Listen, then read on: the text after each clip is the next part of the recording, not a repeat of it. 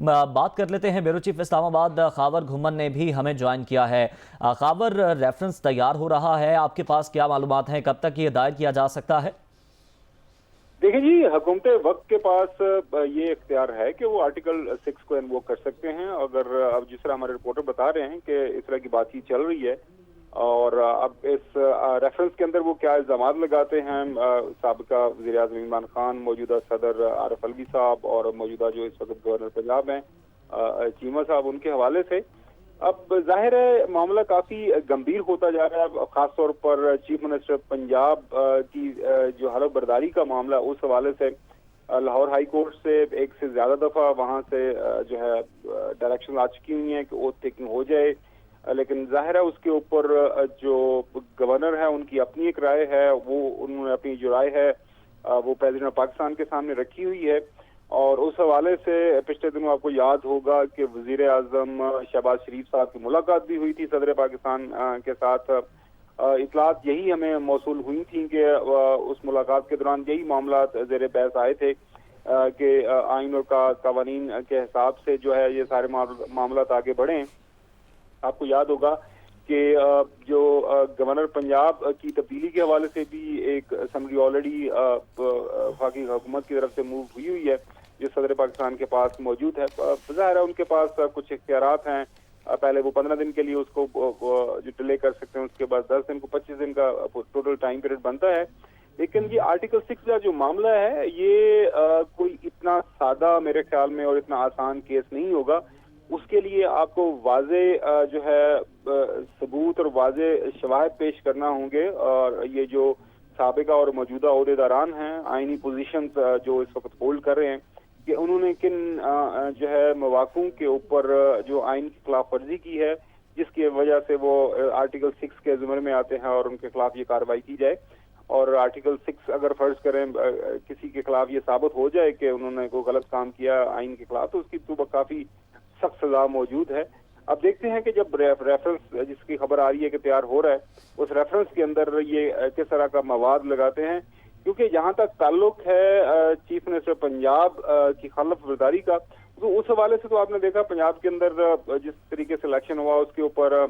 जो गवर्नर पंजाब की है अपनी राय है कि पुलिस अंदर नहीं जा सकती। आज भी आपने देखा होगा कि जो स्पीकर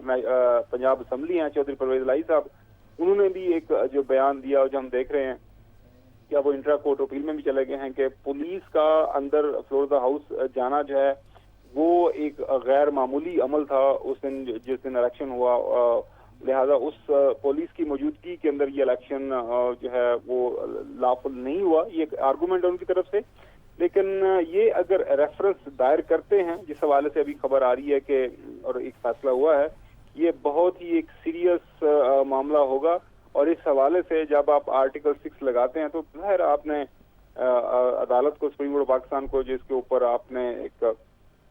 आर्गूमेंट पेश करना होता है कि जी किस हद तक ये मामला है और कैसे ये